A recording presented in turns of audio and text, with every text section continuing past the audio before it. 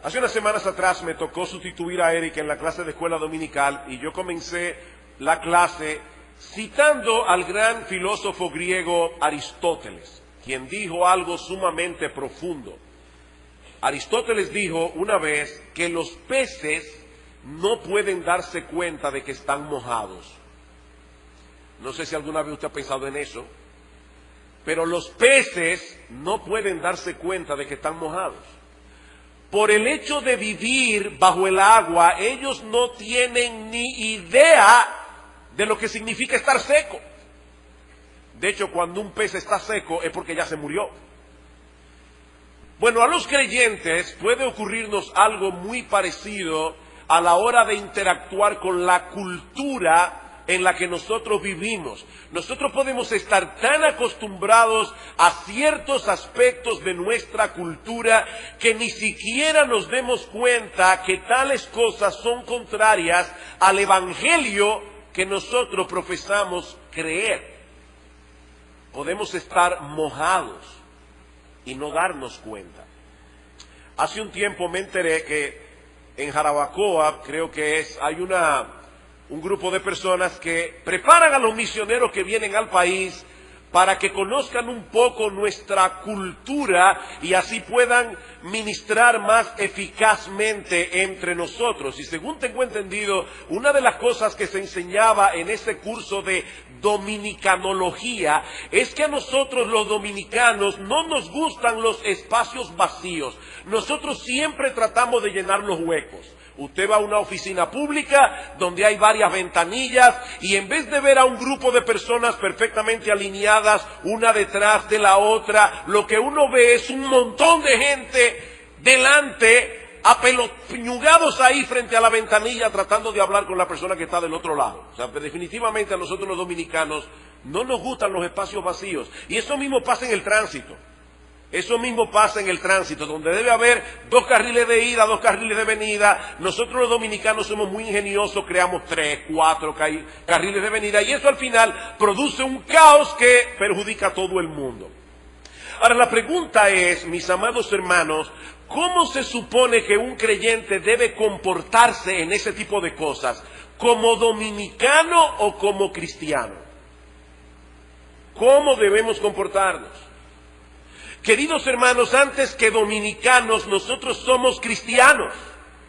Nuestra ciudadanía permanente está en los cielos, dice Pablo en Filipenses capítulo 3, versículo 20. Y por lo tanto, nosotros debemos comportarnos conforme a esa realidad. Somos ciudadanos del cielo mientras vivamos en este mundo. Pablo dice en Romanos capítulo 12, versículo 2, que los cristianos no debemos amoldarnos a este mundo. Los cristianos no debemos tomar la forma del molde de este mundo. Debemos ser transformados por medio de la renovación de nuestro entendimiento. En palabras más sencillas, mis hermanos, nosotros debemos estar siempre alertas para no dejarnos arrastrar por los valores y por el estilo de vida que este mundo promueve. Y eso no solamente con respecto al orden en una fila o con respecto a la puntualidad. Un gran problema entre los cristianos, aún en la iglesia, a veces uno ve personas, miembros de la iglesia, cristianos, que llegan al culto de oración a las 11:15, a las 11:30. Nosotros no podemos entender eso, porque el culto comienza a las 11 de la mañana, en punto. Y no solamente el culto comienza a las 11 de la mañana, es que Dios, en una forma impresionante, nos dice, yo he dicho eso muchas veces, mis hermanos, mis hijos, mejor dicho, Dios nos dice, mis hijos, pongan ustedes la hora, yo voy a estar ahí cuando ustedes comiencen. Así que cuando tú llegas 15 minutos, media hora, 45 minutos más tarde, tú pusiste a esperar a Dios. A menos que no sea por una causa sumamente poderosa. Es por eso, mis amados hermanos, que nosotros en la iglesia no debemos comenzar los cultos como los dominicanos, sino como los cristianos deben hacerlo, a las 11 en punto. A las 11 en punto. Y eso con respecto a cualquier otro aspecto de nuestra cultura que no encaje con nuestra fe cristiana. Estamos en el mundo, pero no somos del mundo. No pertenecemos a ese sistema que es contrario a la mente de Dios revelada en su palabra, y eso debe ser evidente en todas las áreas de nuestra vida. El problema es que muchas veces los cristianos no parecen comprender las implicaciones de su teología.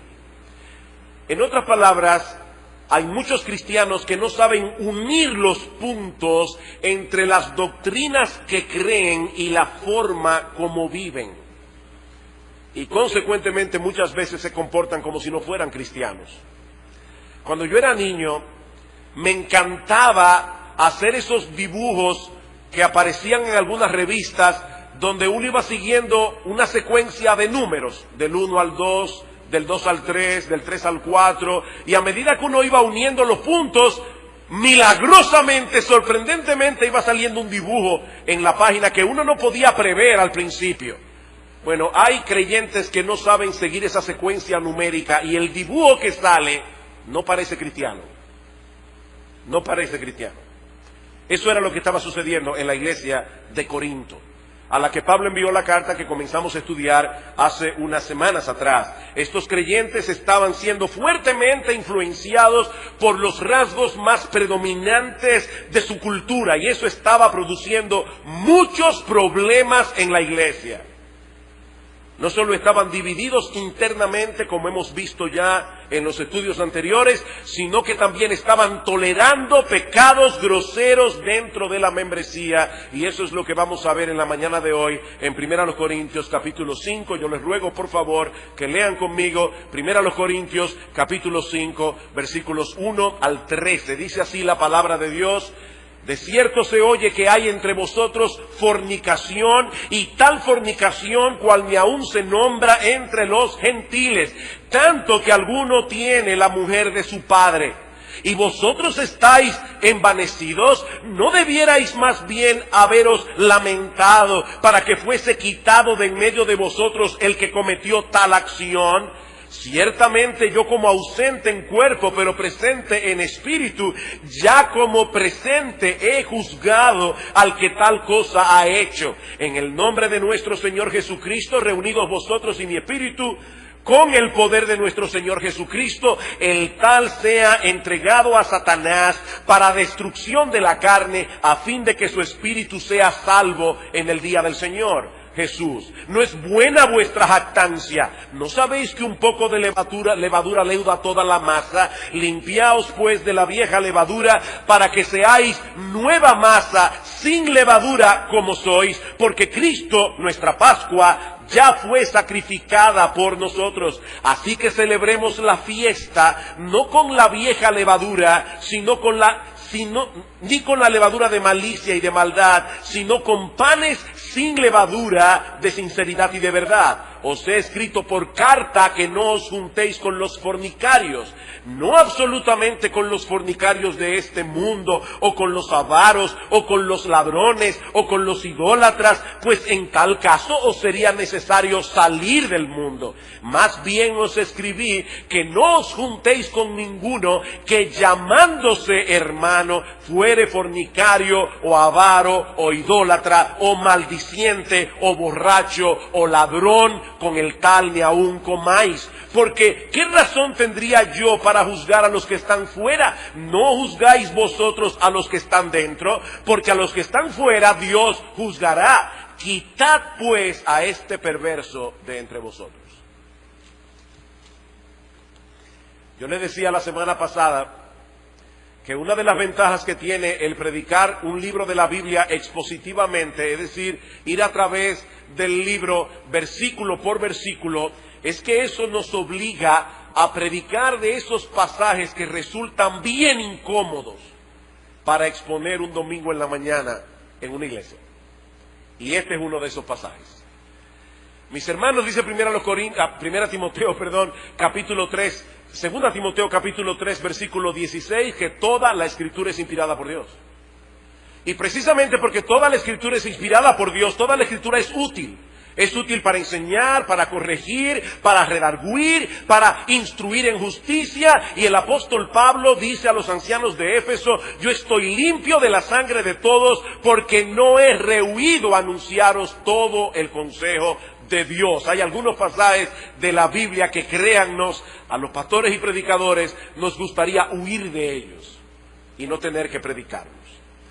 El caso que Pablo está tratando aquí es el de un hombre que estaba teniendo relaciones íntimas con la esposa de su padre, es decir, con su madrastra. Y Pablo dice que este es un pecado tan grosero que hasta el mundo pagano, el mundo impío lo condena.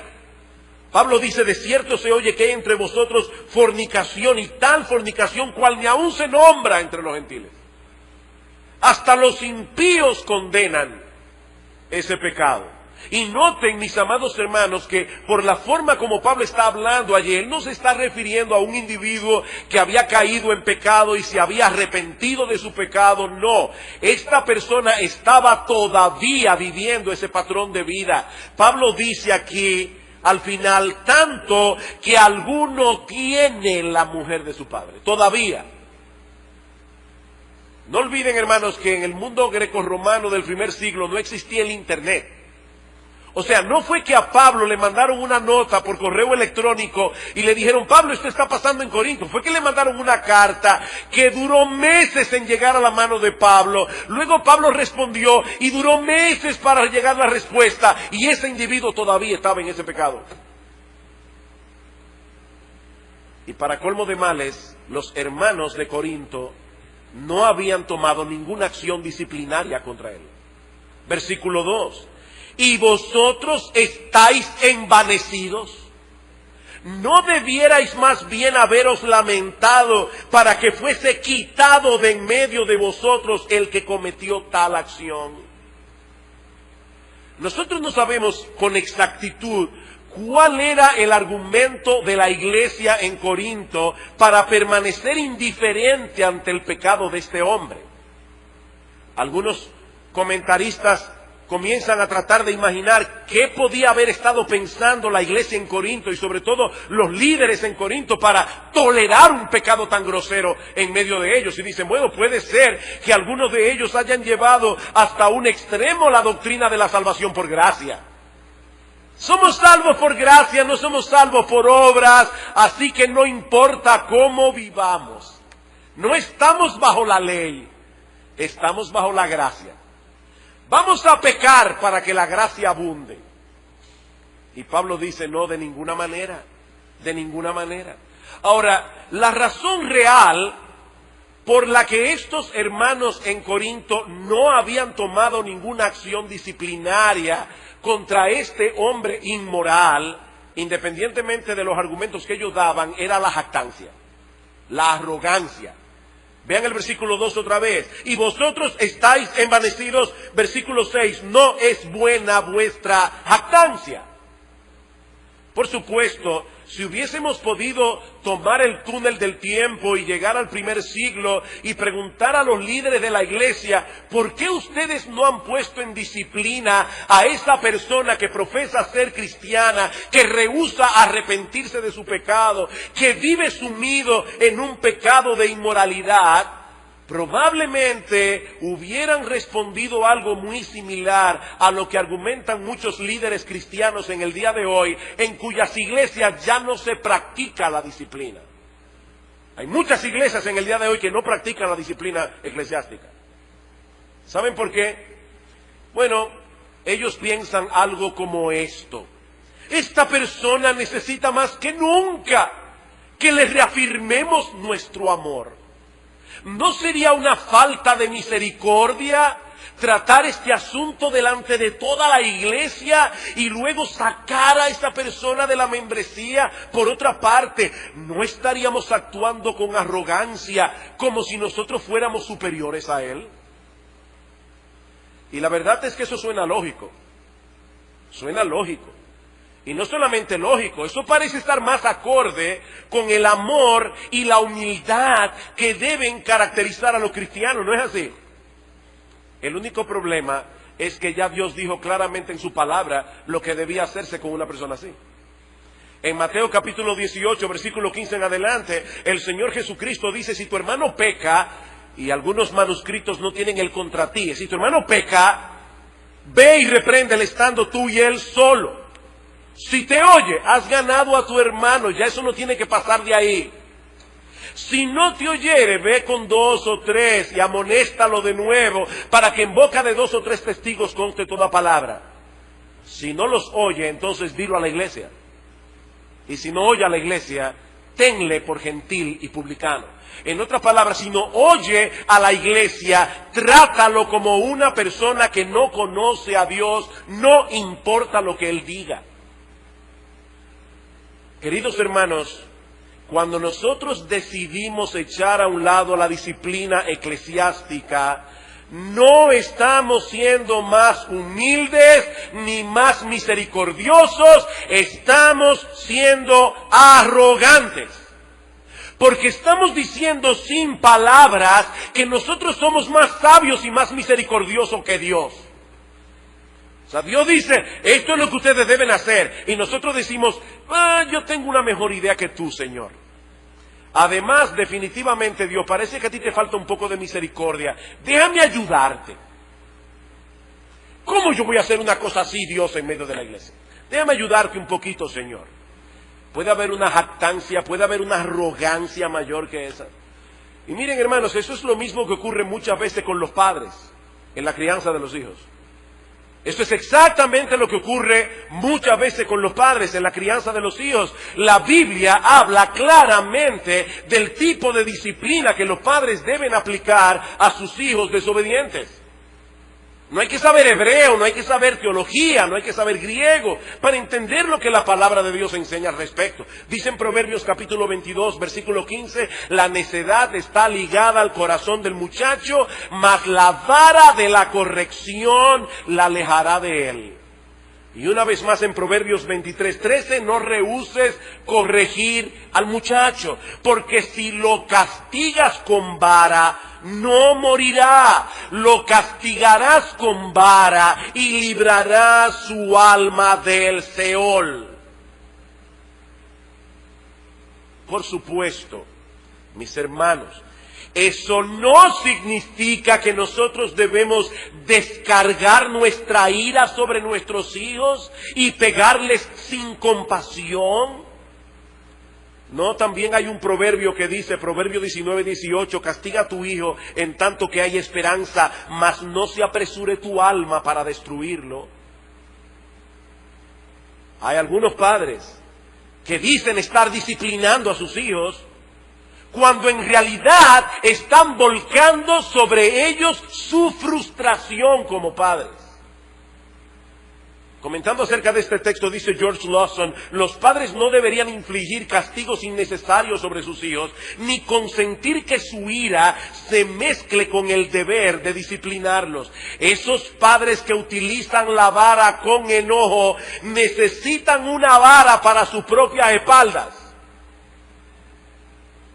¿Oyeron eso? Hablando en buen dominicano, esos padres que castigan a sus hijos con ira y descargan su frustración contra sus hijos merecen que le den una pela. Claro, en ese caso es Dios que se la va a dar. Es Dios que se la va a dar. Y mis hermanos, es innegable que muchos padres han abusado de su autoridad. Es indudable, que muchos padres se han ido al extremo a la hora de castigar a sus hijos, pero, esa realidad no elimina la enseñanza de estos textos. Esa realidad no elimina la enseñanza de estos textos. Los padres que deciden hacerle más caso a la psicología moderna antes que a Dios están actuando con arrogancia. Están cometiendo el mismo pecado que cometieron los corintios, dejar a un lado la sabiduría de Dios para abrazar de nuevo la sabiduría del mundo. Mis amados hermanos, cuando un psicólogo, no importa los títulos que tenga, dice algo que es contrario a la palabra de Dios, entonces debemos decir como Pablo en Romanos capítulo 3, versículo 4, sea Dios veraz y todo hombre mentiroso. Dios tiene la razón siempre. Siempre. ¿Qué debía hacer la iglesia de Corinto con este caso de inmoralidad impenitente? Es decir, esta persona que rehusaba arrepentirse. Eso es lo que Pablo continúa diciendo en los siguientes versículos. Versículo 3. Ciertamente yo como ausente en cuerpo, pero presente en espíritu, ya como presente he juzgado al que tal cosa ha hecho. En el nombre de nuestro Señor Jesucristo, reunidos vosotros y mi espíritu con el poder de nuestro Señor Jesucristo, el tal sea entregado a Satanás para destrucción de la carne, a fin de que su espíritu sea salvo en el día del Señor Jesús. Bueno, es indudable que este pasaje tiene algunas dificultades en las que yo no pretendo entrar en la mañana de hoy. Pero hay algo claro aquí como la luz del mediodía. La iglesia de Corinto debía sacar a esta persona de su membresía. Y al hacerlo estaba actuando con el poder y la autoridad que Cristo ha conferido a la iglesia. Dice en el versículo 13 al final: quitad pues a este perverso de entre vosotros. Quitad pues a este perverso de entre vosotros. Miren, mis hermanos, personalmente tengo una gran preocupación en el sentido en que la gente ve la iglesia en el día de hoy. Yo creo que muchos cristianos no han entendido del todo lo que una iglesia es, ni lo que significa ser miembro de una iglesia, estar comprometido con una iglesia. Hay cristianos que piensan que la iglesia es un lugar donde se dan sermones. Y por lo tanto yo puedo oír un sermón aquí, después oír un sermón allá, después oír otro sermón allá. Lo importante es que oiga un sermón. No, eso no es lo más importante. Lo que pasa aquí es algo muy inusual, aunque parezca algo tan natural que nosotros hacemos todos los domingos. Lo que está pasando aquí es que Dios, el Dios del cielo, conforme a su promesa, va a descender cada domingo en la mañana aquí, y su Espíritu Santo va a moverse aquí para edificar y seguir unificando el pensamiento de los miembros de esta iglesia local. No es simplemente a venir a oír un sermón que nosotros venimos a la iglesia. Es a encontrarnos con Dios en el contexto de esta iglesia local. Así que, mis hermanos, no es lo mismo venir a ser miembro de una iglesia que hacerse miembro de un club social. No es lo mismo. La iglesia es una comunidad de personas que han sido salvadas por el poder de Dios y unidas unas a otras por el vínculo del Espíritu Santo. Esta comunidad de creyentes tiene la autoridad de recibir nuevos miembros que profesan creer en Cristo, pero también tiene la responsabilidad y la autoridad de excluir de su membresía a todos aquellos que deciden entregarse a una vida de pecado a pesar de haber sido llamados al arrepentimiento. Esto es lo que enseña Mateo capítulo 18 que leímos hace un momento. Ve y repréndele estando tú y él solos. Si no te oyere, ve con 2 o 3. Si no los oyere, dilo a la iglesia. Si no oye a la iglesia, tenle por gentil y publicano. Algunas personas se preguntan, ¿es la membresía de la iglesia algo bíblico? ¿Dónde está la palabra membresía en la Biblia? No en ninguna parte, como tampoco está la palabra Trinidad, pero nosotros creemos en la Trinidad, que nuestro Dios es un solo Dios en 3 personas. Bueno, uno de los textos que nosotros podemos citar a favor de la membresía es Mateo 18. Cristo está diciéndole, si no oye a la iglesia, está hablando de un grupo de personas en particular, no está hablando de la iglesia en sentido universal. Es una iglesia a la que yo puedo dar un reporte, es una iglesia que puede hablar. Está hablando de un grupo de personas específicas y el Señor mismo dice, si no oye a ese grupo particular de creyentes a donde Él pertenece, ténganle por gentil y publicano. La persona debe ser excluida. Ahora, mis amados hermanos, ¿cómo yo puedo excluir a alguien que no ha sido incluido? No, la membresía es bíblica. Y Cristo, el Señor, la cabeza de la iglesia, ha conferido una autoridad especial a cada iglesia local como un todo para aplicar este tipo de disciplina. Por eso es que Pablo dice en el versículo 4 que esta es una acción que debe llevarla a cabo la iglesia reunida. Versículo 4, en el nombre de nuestro Señor Jesucristo, reunidos vosotros y mi espíritu, con el poder del Señor Jesucristo. La iglesia reunida posee una autoridad que los miembros individuales no tienen. En esta reunión, es esta reunión en el día del Señor lo que nos hace ser iglesia. ¿Escucharon eso, hermanos? Es esta reunión en el día del Señor lo que nos hace ser iglesia. Noten en el 1 Corintios capítulo 11, versículo 18, dice, pues en primer lugar, cuando os reunís como iglesia, de la misma manera que un equipo de basquetbol es solo un equipo cuando se juntan para jugar. Yo no sé mucho de la actual NBA, pero sé que hay un jugador en los Chicago Bulls que se llama Nate Robinson. Es así, ¿verdad? Los basquetbolistas fanáticos aquí. Nate Robinson es de los Chicago Bulls, ¿no es así? Bueno, parece que el tipo es un desconocido, pero vamos a suponer... Ok, vamos a hablar de Michael Jordan, que ese sí yo lo conozco. Ok. Cuando Michael Jordan andaba solo, él todavía era miembro de los Chicago Bulls. Y seguramente personas se le acercaban y le pedían autógrafos a Michael Jordan. Ahora, Michael Jordan no es equipo cuando anda solo. Michael Jordan solo es equipo cuando se junta con los demás a jugar basquetbol. Bueno, lo que estamos diciendo, mis amados hermanos, es que cuando nosotros nos desparramamos por el mundo, los miembros de la iglesia, nosotros seguimos siendo miembros de la iglesia y debemos hacer uso de los dones que tenemos para beneficiar al cuerpo. Cuando tú aconsejas a un hermano, no el domingo, puede ser lunes, puede ser martes, tú estás usando los dones que el Señor te ha dado como miembro de esta iglesia. Pero hermanos, esta iglesia es iglesia aquí ahora. Hay algo que pasa aquí ahora, que no pasa en otro momento. Es cuando está la iglesia reunida. Y es la iglesia reunida la que debe llevar a cabo la acción disciplinaria de la que Pablo está hablando aquí. Ahora, noten algo sumamente importante. ¿Cuál es el propósito por el cual Dios quiere que nosotros apliquemos la disciplina en la iglesia? Y esto es crucial, mis amados hermanos, porque yo creo que muchas personas rechazan el tema de la disciplina porque no entienden lo que Dios está haciendo por medio de la disciplina. ¿Cuál es el propósito de la disciplina eclesiástica? Pablo menciona dos aquí. En primer lugar, beneficiar espiritualmente a la persona disciplinada.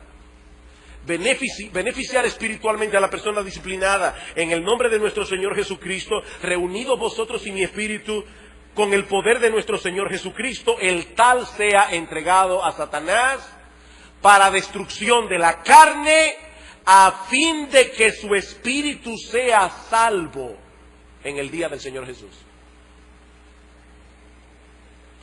Pastor, ¿qué significa ser entregado a Satanás? Bueno, yo espero no defraudarte en la mañana de hoy, porque mi respuesta real es: yo no lo sé. Honestamente, yo no lo sé. Y no me voy a poner a inventar aquí. Ahora, hay algunas cosas que nosotros sí podemos saber. Y yo voy a decir ahora, por lo menos, qué podemos saber de lo que este texto está enseñando. La frase ser entregado a Satanás solamente aparece una sola vez más en todo el Nuevo Testamento. Y es en 1 Timoteo capítulo 1, versículo 20. Donde Pablo dice que él entregó a Satanás, a Himeneo y a Alejandro, dos individuos que habían apostatado de la fe y estaban enseñando herejías en la iglesia. Y Pablo dice: yo los entregué a Satanás para que aprendan a no blasfemar. Ok. ¿Qué significa ser entregado a Satanás? Bueno, hay dos cosas que nosotros podemos saber por seguro de este texto. La primera es que ser entregado a Satanás, sea lo que sea, está relacionado con la disciplina eclesiástica, ¿verdad? Obviamente, porque ese es el tema que Pablo está tratando aquí. Y en segundo lugar, que la persona que es entregada a Satanás queda expuesta a ser atacada por Satanás de una manera peculiar. Voy a darles algunos ejemplos bíblicos. Piensen en el caso de Job. La Biblia dice que Dios le dio permiso a Satanás para tocar a Job, no porque Job hubiese cometido ningún pecado. En el caso de Job no era porque Job había pecado, pero dice en Job capítulo 1 versículo 12 que Dios entregó a Job en cierto modo y bajo ciertas limitaciones al poder de Satanás, y nosotros sabemos lo que le pasó a Job. Ahora, noten algo impresionante de la soberanía de nuestro Dios y de la sabiduría de nuestro Dios. ¿Qué pasó con Job cuando Job fue entregado a Satanás? ¿Cuál fue el resultado final de esa acción? Que Job aprendió a conocer a Dios y a tener una intimidad con Él que nunca antes había tenido. En otras palabras, la acción de Dios soberanamente hizo uso de Satanás para beneficiar a Job, aunque Satanás lo que quería hacer era dañarlo. Y Job dice en Job 42 versículo 5, de oídas te había oído, ahora mis ojos te ven, ahora Señor yo tengo un conocimiento de ti que yo antes no tenía. Otro ejemplo, Pablo en 2 Corintios capítulo 12, Pablo dice en 2 Corintios capítulo 12 versículo 7, y para que la grandeza de las revelaciones no me exaltase desmedidamente, me fue dado un aguijón en mi carne, un mensajero de Satanás que me abofeté para que no me enaltezca sobremanera. Dios le dio permiso a Satanás para tocar a Pablo. Y Pablo dice que aunque era un mensajero de Satanás, el propósito final de Dios era que Pablo siguiera siendo un hombre humilde. ¿Quiere el diablo que nosotros seamos humildes? Claro que no. El diablo quiere que nosotros seamos unos soberbios. Pero Dios es tan sabio, Dios es tan poderoso que Él puede usar al mismo diablo, al mismo Satanás, para mantener humilde a su siervo. El diablo está tratando de destruir a Pablo, como trató de destruir a Job, pero Dios usa al diablo para beneficio de Job y para beneficio de Pablo. Como dice John Piper, bajo el control soberano de Dios, Satanás vino a ser el medio de purificar el corazón de Job y traerlo a una cercanía con Dios mayor que nunca antes. De manera que lo que Pablo está diciendo en 1 Corintios 5:5 es que al excluir a este miembro en pecado de la comunidad de la iglesia, ese miembro, en una manera que nosotros de verdad no entendemos, queda expuesto al ataque de Satanás. Es como si saliera de una sombrilla de protección al salir de la comunidad de gracia. Pero el propósito de Dios es que esa misma experiencia lleve a este individuo a la fe y al arrepentimiento. O sea, es que el tal se ha entregado a Satanás para la destrucción de su carne, pero para que su espíritu sea salvo en el día del Señor. Por eso en 1 Timoteo capítulo 1 versículo 20 dice Pablo, yo entregué a Himeneo y a Alejandro a Satanás, ¿para qué? Para que aprendan a no blasfemar. Fueron entregados a Satanás para su bien. De manera, hermanos, que la disciplina eclesiástica no debe hacerse con soberbia, con el espíritu de yo soy mejor que tú. Yo no entiendo cómo un cristiano puede llegar a cometer tal o cual pecado. No es de esa manera que nosotros debemos aplicar la disciplina eclesiástica, no. No debe ser con soberbia, como si nosotros fuésemos mejores que el que ha pecado. Tampoco debe ser en una forma inmisericordia. Lo que Pablo está diciendo aquí es que nosotros debemos actuar con una profunda tristeza en el corazón y un profundo anhelo de que esa acción disciplinaria obre para el bien de ese miembro que está siendo excluido por su falta de arrepentimiento. Gálatas capítulo 6 versículo 1. Si alguno fuere sorprendido en alguna falta, vosotros que sois espirituales, restauradle con espíritu de mansedumbre, considerándote a ti mismo, no sea que tú también seas tentado. En otras palabras, no olvides que tú estás hecho del mismo material. Mira, mi hermano, yo no sé si tú eres de las personas que dicen, yo nunca cometería tal o cual pecado. Por mi teología, yo sé que yo no debo decir eso. No, yo sé que yo soy capaz de cometer cualquier pecado. Cualquier pecado. Yo no he sido glorificado todavía. El pecado todavía mora en nosotros. Y el pecado que todavía mora en nosotros sigue siendo tan terrible, sigue siendo tan cruel como lo era antes de convertirnos a Cristo. La única diferencia es que ahora el pecado no nos gobierna, pero sigue siendo terrible. Así que nunca digas, de esta agua no beberé. Pero hay un propósito más en la aplicación de la disciplina eclesiástica, y es preservar la pureza de la iglesia. Versículo 6. 1 Corintios 5:6. No es buena vuestra jactancia. ¿No sabéis que un poco de levadura leuda toda la masa? Un poco de levadura leuda toda la masa. En otras palabras, ustedes no están tomando en consideración que esa tolerancia que están manifestando hacia el pecado, en realidad no es una muestra de amor. Porque esa tolerancia es un tremendo peligro. Un peligro que al final de cuentas va a destruir a la iglesia desde adentro, como actúa la levadura. Versículo 7. Limpiaos pues de la vieja levadura, para que seáis nueva masa sin levadura, como sois, porque nuestra Pascua, que es Cristo, ya fue sacrificada por vosotros. En el Antiguo Testamento, el pueblo de Israel celebraba cada año la fiesta de la Pascua. Y durante una semana, los judíos no debían comer pan con levadura. En esta fiesta de la Pascua ellos estaban recordando la forma milagrosa como Dios los había rescatado de la esclavitud en Egipto. Ahora, ¿por qué no debían comer pan con levadura? Bueno, porque la levadura actúa, para aquellos que usan levadura para hacer pan, la levadura se usa para muchas cosas. La levadura actúa descomponiendo diversos cuerpos orgánicos a través de la fermentación. Es así que actúa. Y precisamente por eso la levadura se compara en la Biblia con el pecado. No es que está prohibido comer levadura. Hermanos, esto es una ilustración. Y ahora Pablo se vale de esa ilustración para decir que la iglesia está llamada a ser una masa de pan sin levadura, una masa de pan sin ese fermento del pecado que al final de cuentas puede destruir a la iglesia, dañar a la iglesia, contaminar a la iglesia por completo. Y la razón que Pablo da es muy poderosa, porque nuestra Pascua, que es Cristo, ya fue sacrificada por nosotros.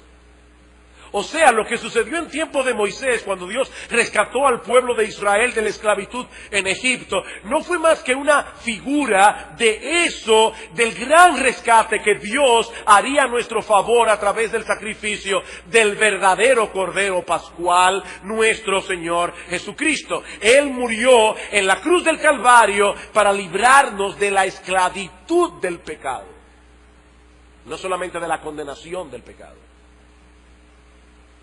Pero tal parece que algunos en Corinto estaban interpretando al revés esta enseñanza bíblica. Como ya Cristo fue sacrificado por nuestros pecados, y eso fue una sorprendente manifestación de la gracia de Dios, entonces ahora podemos seguir pecando, porque ya Cristo pagó por nuestros pecados. Ya somos libres en Cristo. Y Pablo dice, de ninguna manera. De ninguna manera. Cuando una persona que profesa ser cristiana se entrega a una vida de pecado sin arrepentimiento, semana tras semana, esa persona está negando el propósito de nuestra redención. Pablo dice en Tito capítulo 1 versículo 14 que Cristo se dio a sí mismo por nosotros para redimirnos de toda iniquidad y purificar para sí un pueblo propio celoso de buenas obras. Para eso fue que Cristo murió. No fue simplemente para perdonar nuestros pecados, fue también para librarnos de su dominio, de tal manera que nosotros pudiésemos hacerle la guerra eficazmente. Ese es el propósito de la salvación. Y precisamente por eso, como bien señala John MacArthur, nunca está la iglesia más en armonía con el cielo y actuando en perfecta concordancia con su Señor que cuando trata con el pecado para mantener su pureza, la pureza de la iglesia. Claro, tratar con el pecado no siempre es excluir al miembro, no siempre es ni siquiera disciplinarlo públicamente, ya lo hemos dicho. A veces basta con una amonestación en privado. Pero cuando tú te diriges a un hermano y lo amonestas en privado, tú estás tratando con el pecado, como la Biblia dice. Pero, escuchen esto ahora, no solo debemos tratar responsablemente con el pecado para mantener la pureza de la iglesia, sino también celebrar con gozo y adoración el hecho de haber sido redimidos. Versículo 8. Así que celebremos la fiesta. ¿Ven lo que Pablo está diciendo? Celebremos la fiesta. Hay una fiesta que tenemos que celebrar. No con la vieja levadura ni con la levadura de malicia y de maldad, sino con los panes sin levadura de sinceridad y de verdad. ¿Por cuántos días celebraban los judíos la fiesta de la Pascua? ¿Por cuántos días? Por 7 días. Bueno, lo que Pablo está diciendo aquí es, los cristianos deberíamos celebrar continuamente lo que Cristo hizo a nuestro favor en la cruz del Calvario. Todo el tiempo. Deberíamos estar alabando a Dios, deberíamos estar dándole glorias a Dios, deberíamos estar gozándonos en Dios por la increíble, sorprendente salvación que nosotros tenemos en Cristo. Me encantó una frase que leí esta semana. Alguien decía que la alabanza mata la indiferencia. La alabanza mata la indiferencia. ¿Qué estaba pasando con los corintios? Estaban siendo indiferentes al pecado. Dice este autor, la indiferencia no puede coexistir con la celebración. Es imposible venir a adorar y alabar al Señor por la salvación y luego volver a nuestro andar por el mundo ignorando los mandamientos del Señor. La mayor protección que podemos tener contra el pecado es alabar a Dios regular y frecuentemente por nuestra salvación. Levántate cantando, pasa el día cantando, recuerda lo que Dios ha hecho, alaba a Dios por eso, y tú vas a ver cómo el pecado te va a chocar cuando quiera seducirte. De hecho, Marcos dijo algo al principio que me agradó mucho que lo dijera. Hoy día, cuando se habla de la adoración, inmediatamente las personas piensan en el estilo de música que se debe usar en la adoración. Pero mis hermanos, eso es solo una parte. Eso es un acompañamiento. Importante, pero es un acompañamiento. Ahora bien, en estos días he estado pensando mucho en el hecho, y digo entre paréntesis para que nadie me malinterprete, a mí me encanta la música, ¿ok? Me encanta la música.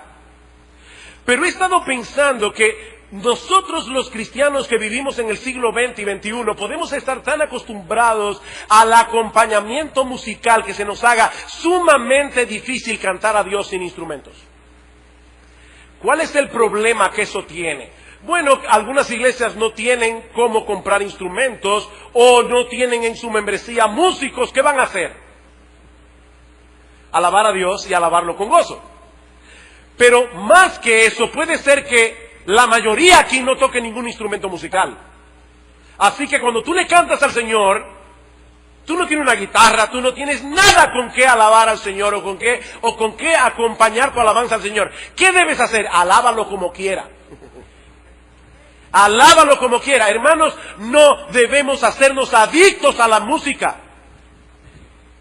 Nosotros lo único que necesitamos para poder alabar a Dios como Dios debe ser alabado es un corazón que le ame, un corazón que se goce en Él y una garganta para cantar. Tenemos instrumentos musicales, qué bueno, yo me alegro mucho. Muchísimo de tener los instrumentos musicales, pero no son indispensables.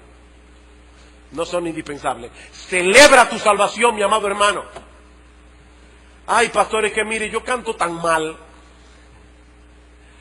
¿Saben lo que dice Primera de Pedro capítulo 2 versículo 5? Que la sangre de Cristo purifica el sacrificio de alabanza que nosotros le damos a Dios. En pocas palabras, lo que eso significa es que cuando tú cantas como un gallo desafinado, la sangre de Cristo purifica tu alabanza y llega al trono de Dios como la voz de Pavarotti, Plácido Domingo o María Cala.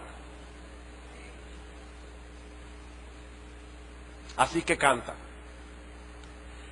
Y canta a todo pulmón.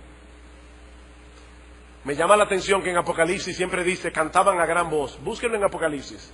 Cantaban a gran voz, a gran voz, a gran voz. Nosotros debemos cantar a gran voz. Ahora bien, vamos a seguir. Los seres humanos a menudo reaccionamos como el movimiento de un péndulo. Es decir, cuando nos damos cuenta que estamos en un extremo, fácilmente no podemos ir al otro.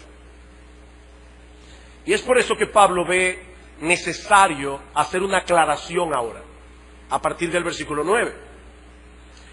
Por cuanto los cristianos deben guardarse de la levadura del pecado, algunos podían llegar a la conclusión de que entonces debían apartarse de toda persona inmoral. Pero para poder hacer eso, habrían tenido que separarse literalmente del mundo y entonces dejar de ser eficaces con el mundo. Versículo 9. Os he escrito por carta que no os juntéis con los fornicarios, no absolutamente con los fornicarios de este mundo, con los avaros o con los ladrones o con los idólatras, pues en tal caso os sería necesario salir del mundo. Más bien os escribí que no os juntéis con ninguno que llamándose hermano fuere fornicario, o avaro, o idólatra, o maldiciente, o borracho, o ladrón, con el tal ni aún comáis. ¿Cuál es la enseñanza de este pasaje? Muy sencilla. Debemos mantener tanto la pureza de la iglesia como nuestro contacto con el mundo. Eso es lo que Pablo está enseñando aquí. Debemos mantener la pureza de la iglesia y debemos mantener nuestro contacto con el mundo. No puede ser una cosa o la otra. Tiene que ser una cosa y la otra. Tal vez la mejor manera de entender esto es pensar en la iglesia como un bote salvavidas. La iglesia es como un bote salvavidas. Y ese bote está navegando sobre las aguas del mundo. El bote es la iglesia. Las aguas es el mundo. Si queremos continuar haciendo nuestra labor de rescate, nosotros tenemos que seguir navegando sobre el agua, ¿no es así? Pero si dejamos que el agua se meta dentro del bote, terminaremos hundiéndonos. ¿Captaron la idea? Estamos en el mundo para beneficio del mundo, pero no debemos contaminarnos con el mundo.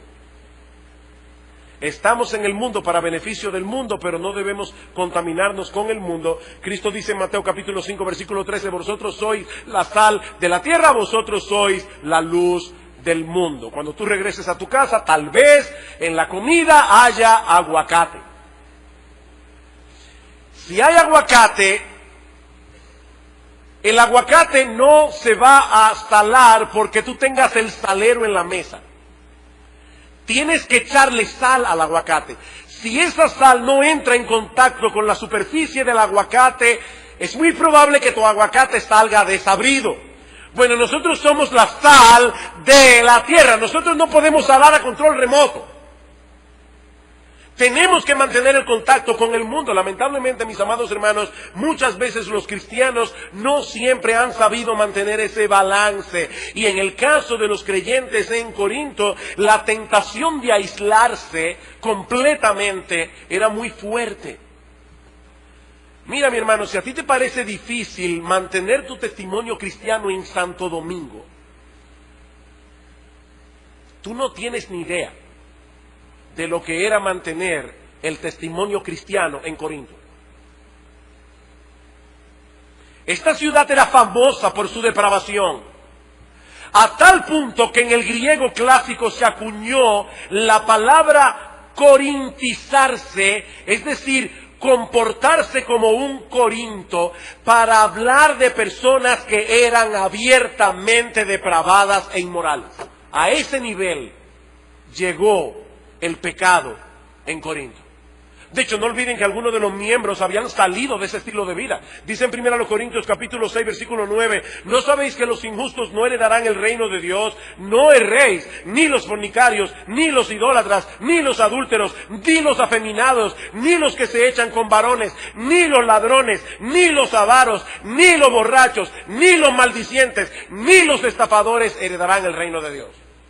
Más claro de ahí no se puede. Ahora, oigan lo que sigue diciendo Pablo, y esto erais algunos de ustedes.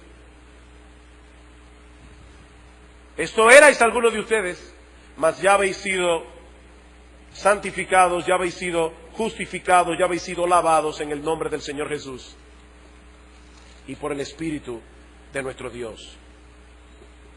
Corinto era una ciudad difícil, pero a pesar de eso, Pablo no veía como una opción que los cristianos se apartaran de la gente para vivir como monjes de la Edad Media.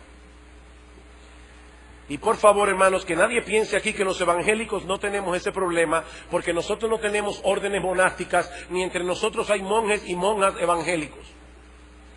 No, por favor, no pienses eso, porque nosotros los cristianos podemos actuar de esa manera. Dice Roger Ellsworth, podemos convertir nuestras iglesias en monasterios y tener muy poco contacto con el mundo. Miren, mis hermanos, ese no fue el estilo de vida que vivió nuestro Señor Jesucristo. Me encanta como dice en Mateo capítulo 11, versículo 19, que Cristo era amigo de pecadores, y en Hebreos capítulo 7, versículo 26 dice que Él era apartado de los pecadores. Por fin, ¿era amigo de los pecadores o era apartado de los pecadores? Cristo era amigo de los pecadores porque Él estaba allí para servir a los pecadores, para predicar el evangelio a los pecadores, para salvar a los pecadores, pero al mismo tiempo sin mezclarse con el pecado de los pecadores.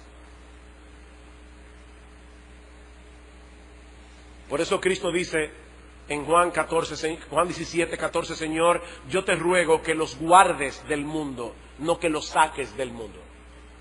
Así como tú me enviaste al mundo, dice el Señor, yo también los he enviado al mundo. Nuestro Señor Jesucristo vino al mundo. Nuestro Señor Jesucristo se mezcló con el mundo para salvar al mundo y no se contaminó con el mundo. Y Él espera que los suyos hagan lo mismo.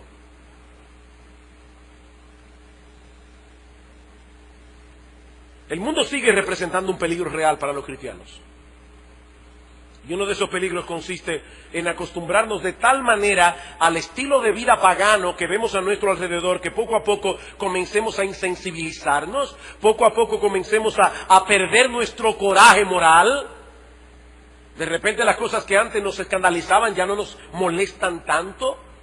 Y lo que es todavía peor, sin darnos cuenta, comenzamos a coquetear con ese estilo de vida y comenzamos a imitar algunas de las características del mundo que nos atraen más. ¿Qué debemos hacer? Bueno, una de las cosas que debemos hacer es marcar la diferencia dentro de la iglesia. Pablo dice en el versículo 11, más bien os escribí que no os juntéis con ninguno que llamándose hermano fuere fornicario o avaro o idólatra o maldiciente o borracho o ladrón, con el tal ni aún comáis. Y eso puede parecer muy drástico, pero lo que Pablo está diciendo aquí es que la pureza de la iglesia es tan importante que si una persona profesa ser creyente, pero vive abiertamente como vive un pagano, los miembros de la iglesia deben mostrar al mundo que ellos no aprueban tal cosa. Eso es lo que Pablo está diciendo. Ahora, no basta con que la iglesia tome acciones concretas en ese sentido. Cada miembro individual tiene la responsabilidad de cuidarse a sí mismo para que no termine enredado con ese mundo que está tratando de bendecir y de beneficiar. Primera a los Corintios capítulo 6, versículo 18. Huid de la fornicación. Cualquier otro pecado que el hombre comete está fuera del cuerpo, mas el que fornica contra su propio cuerpo peca. ¿O ignoráis que vuestro cuerpo es templo del Espíritu Santo, el cual está en vosotros, el cual tenéis de Dios, y que no sois vuestros, porque habéis sido comprados por precio? Glorificad pues a Dios en vuestro cuerpo y en vuestro espíritu, los cuales son de Dios. Cuídate, mi amado hermano. Bien, como decía al inicio de este sermón, este es uno de esos pasajes que no resulta cómodo predicarlo en una iglesia, pero contiene una de esas advertencias que la iglesia de Cristo necesita escuchar, sin importar la época, sin importar el lugar geográfico donde estemos, porque hermanos, el peligro del que Pablo habla aquí, de caer en extremos, tolerar el pecado o apartarnos literalmente del mundo, ese peligro sigue estando ahí. Necesitamos mantener el bote de la iglesia navegando sobre el agua, sin dejar que el agua se meta dentro del bote. Y para poder hacer eso, debemos seguir en pie de guerra para preservar la pureza dentro de la iglesia sin perder al mismo tiempo nuestro contacto vital con un mundo que se deteriora rápidamente y dentro del cual debemos funcionar como sal y luz. Hermanos, que el Señor nos conceda la gracia de poder mantener ese balance mientras continuamos envueltos en llevar a cabo la gran comisión que el Señor nos encomendó de ir y hacer discípulos a todas las naciones, proclamando el Evangelio con nuestros labios y ejemplificando el poder de ese Evangelio a través de vidas no perfectas, pero sí verdaderamente transformadas. Ese es el llamado de Dios a cada miembro de Iglesia Bíblica del Señor Jesucristo y a todo cristiano que se encuentre aquí por la providencia de Dios. Vamos a orar. Padre, queremos darte muchas gracias por tu palabra. Señor, ciertamente este es un texto difícil, incómodo, pero gracias porque tú inspiraste al apóstol Pablo con tu Espíritu Santo para que ese texto fuera incluido en esta carta que tu iglesia iba a leer a través de los siglos y que los predicadores iban a predicar. Ayúdanos, oh Señor, a mantener el balance que Pablo está presentando aquí. Oh Señor, que el bote de Iglesia Bíblica del Señor Jesucristo permanezca navegando sobre el agua hasta la venida del Señor. Pero que el bote de la iglesia de nuestro Señor Jesucristo continúe luchando para que el agua no penetre dentro del bote y termine hundiéndonos. Porque te lo pedimos en el nombre de Cristo y para su gloria. Amén.